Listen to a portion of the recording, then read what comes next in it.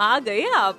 आ गए हो तो चैनल को सब्सक्राइब कर लेना, वीडियो अच्छी लगे तो लाइक और शेयर कर देना और हाँ, बेल आइकन जरूर दबा देना ताकि आपको नई वीडियोस की नोटिफिकेशन मिलती रहे।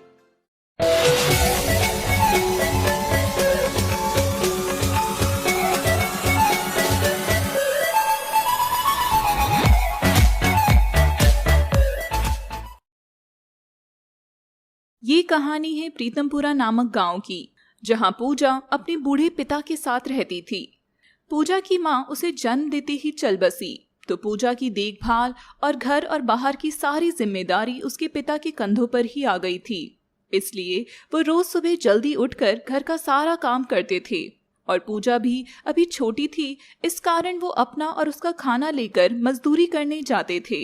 उसके पिता वहां मजदूरी करते थे और पूजा वहीं पास बैठकर खेला करती थी।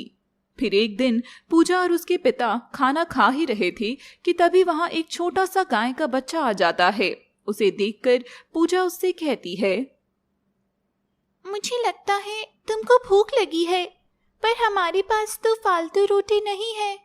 चलो तुम परेशान मत हो, मैं एक काम करती हूँ, अपनी रोटी तुम्हें दे देती हूँ, ये लो खा लो। पूजा इतना कहकर अपनी रोटी गाय के बच्चे को खिला देती है।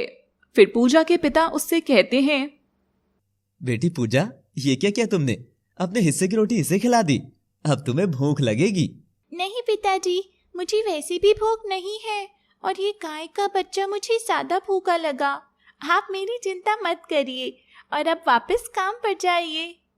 पूजा के पिता वहां से अपने काम पर चलने लगते हैं और चलते चलते अपने मन में कहते हैं, भगवान तेरा बहुत बहुत शुक्रिया मुझे इतनी प्यारी और अच्छी बेटी देने के लिए।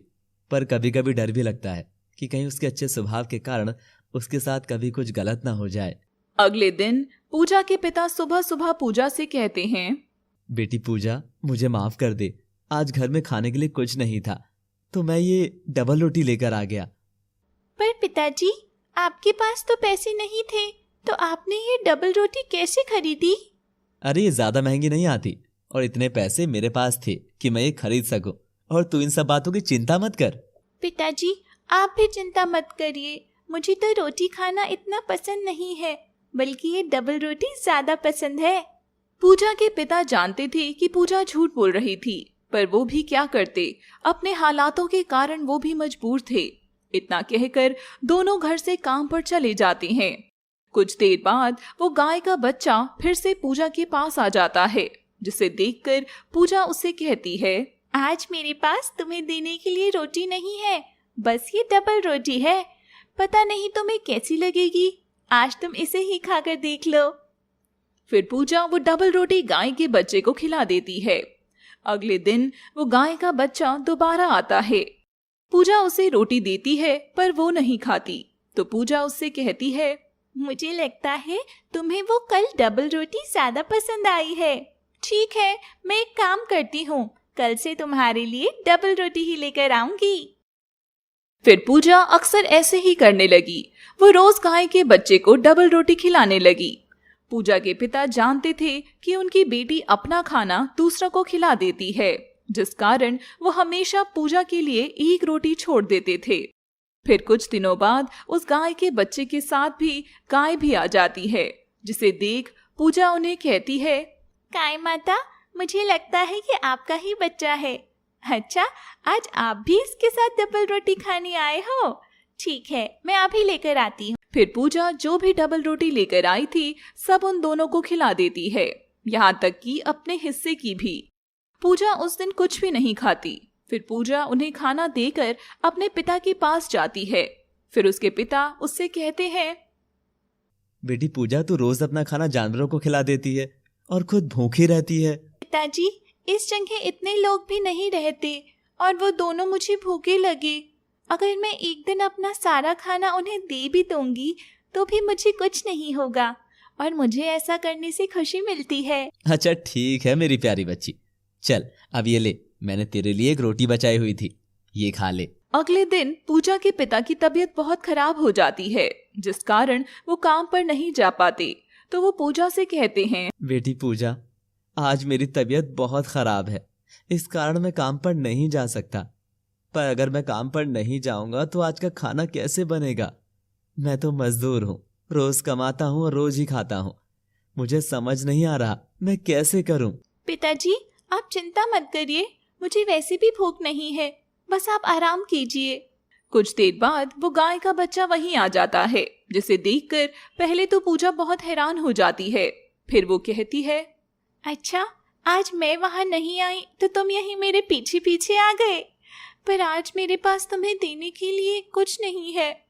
मेरे पिताजी बीमार है और हमारे घर में भी खाने के लिए कुछ नहीं है, तो मैं तुम्हें डबल रोटी कैसे खिलाऊंगी? मुझे माफ कर दो, आज तुम्हें भूखे ही वापस जाना पड़ेगा। इतना कहकर पूजा उदास हो जाती है। तभी वह गाय का बच्चा देवता में बदल जाता है। पूजा और उसके पिता दोनों हाथ जोड़कर खड़े हो जाते हैं। तभी वह देवता उनसे कहते हैं, बेटी पूजा, मैं तुम्हारे इस दयालु स्वभाव से बहुत ही प्रसन्न हूँ। मैं रोज तुम्हें देखता था, तुम भूखे जानवरों को अपना भोजन करवा देती थी। फिर मैंने तुम्हारी परीक्षा लेने की सोची और तुम उस परीक्षा में सफल हो गई। तुमने कभी भी अपने बारे में नहीं सोचा और भूखे जानवरों के लिए अपना खाना भी उन्हें खिला दिया और खुद भूखी रही। आज मैं तुम्हें तुम्हारे स्वभाव के लिए एक आशीर्वाद देना चाहता हूँ। फिर देवता एक विशाल डबल रोटी की मशीन प्रकट करते हैं और पूजा से कहते हैं, ये लो बेटी, ये एक जादुई डबल रोटी की मशीन है। इससे तुम कभी भी भूखी नहीं रहोगी, साथ ही तुम दूसरों की भी मदद कर सकती हो। ऐसे ही सदा सुखी रहो और दूसरों को भी खुशियां दो। इतना कहकर देवता वहां से गायब हो जाते हैं और फिर पूजा उस दिन से उस डबल रोटी की मशीन के इस्तेमाल से और गरीबों की मदद करने लगी। साथ ही जानवरों को भी भरपेट भोजन करवाने लगी। पर पूजा के पिता अब भी मजदूरी करते थे। धीरे धीरे पूजा भी बड़ी हो गई और वो ऐसे ही लोगों को डबल रोटी खिलाकर उनका पेट भरती थी। एक दिन पूजा के पिता अपना खाना ले जाना भूल गए, तो पूजा उन्हें खाना देने वहीं जाती है जहां वो देखती है कि ठेकेदार उसके पिता से बदतमीजी कर रहे थे और अचानक ही उसके पिता को गुस्से से धक्का दे देते हैं। पूजा को बहुत गुस्सा आ जाता है और वो गुस्से से ठेकेदार से कहती है, आप यहाँ की ठेकेदार हैं, तो आपको ये हक नहीं है कि आप किसी के साथ ऐसा व्यवहार करें। आज के बाद मेरे पिता ऐसी जगह काम नहीं करेंगे जहां आपके जैसे घमंडी लोग काम करते हैं। अच्छा, काम नहीं करोगे तो खाओगे क्या? उसकी चिंता आपको करने की जरूरत नहीं है। इतना कहकर पूजा अपने पिता को वहां से ले जाती है।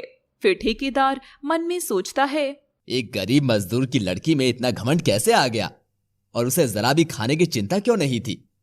कुछ तो गड़बड़ है, पता तो करना ही होगा।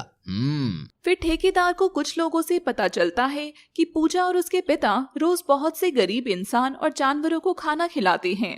फिर वो दोबारा सोचते हैं, एक गरीब मजदूर इतने लोगों को कैसे खाना खिला सकता है? मुझे उसके घर जाकर पता करना होगा। क्या पता मुझे कुछ ऐसा मिल जाए जिससे मेरी ही किस्मत बदल जाए। फिर ठेकेदार चोरी चुपके पूजा के घर में देखता है कि वहां एक मशीन है जिससे पूजा डबल रोटी निकाल रही थी। उसे पता चल गया था कि ये एक जादुई मशीन है। फिर उसके मन में उसे हासिल करने की इच्छा हुई ताकि वो भी अमीर बन जाए। फिर रात में जब पूजा और उसके पिता सो जाते हैं, तभी ठेकेदार उस मशीन को चुराने के लिए उनके घर जाता है और जैसे ही वो उस मशीन को हाथ लगाता है, तभी वहां से फिर से देवता प्रकट हो जाते हैं, जिसकी रोशनी से पूजा और उसके पिता भी जाग जाते हैं। और देवता गुस्से से ठेकेदार को कहते हैं, इस मशीन को जो भी इंसान लालच और अपने पापी मन से छुएगा वो तुरंत ही अंधा हो जाएगा। जैसे वो लालच में अंधा है उसी प्रकार। फिर ठेकेदार को कुछ दिखाई नहीं देता और वो जोर से चिल्लाते हैं और अपने किए की माफी मांगते हैं। मुझे माफ कर दीजिए भगवान जी, मुझे अपने किए की इतनी बड़ी सजा मत दीजिए। मैं तो लालच में आ गया था, पर अब मुझे अपने किए का पछतावा हो रहा है। मेरी जिंदगी खराब हो जाएगी, मेरे छोटे छोटे बच्चे हैं। इतना कहकर ठेकेदार बहुत तेज रोता है। तभी पूजा को उस पर दया आ जाती है और वो देवता से कहती है, भगवान जी, इन्हें माफ कर दीजिए। जहां हम भूखे लोगों को खाना खिलाने का इतना बड़ा काम कर रहे हैं, वहीं किसी इंसान से उसकी रोशनी छीन लेना सही नहीं है। इन्होंने बहुत गलत किया है, पर इन्हें अब अपनी गलती का एहसास है, तो एक और मौका इन्हें दे दीजिए। पूजा, आज फिर से तुमने ये साबित कर दिया कि तुम सच में बड़े दिल की हो। जिस इंसान ने तुम्हारे पिता के साथ गलत किया, आज चोरी के इरादे से तुम्हारे घर आया, उसी की रक्षा कर रही हो तुम।